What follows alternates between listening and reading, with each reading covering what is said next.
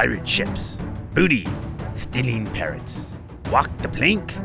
If you like any of these things, then ahoy, me hearty lads and lassies, and take heed what I tell you. For treasures and gold will be yours, but only if you're the best pirate in all the 7 seas.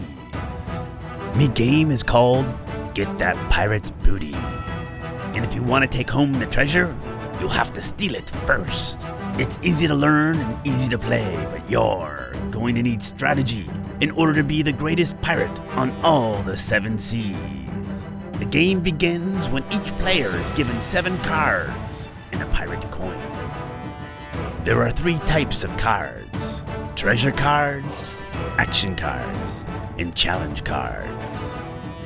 To win, you must acquire 3 sets of 4 treasure cards. Play your action cards well, and you can steal other players' treasures. Watch out! They might have some tricks up their sleeves. Never trust the pirates. Remember that pirate coin you got? Use it to protect your treasure. The treasure hunt usually lasts 15 to 30 minutes and can be played with 2 to 6 mateys. Still think you have what it takes?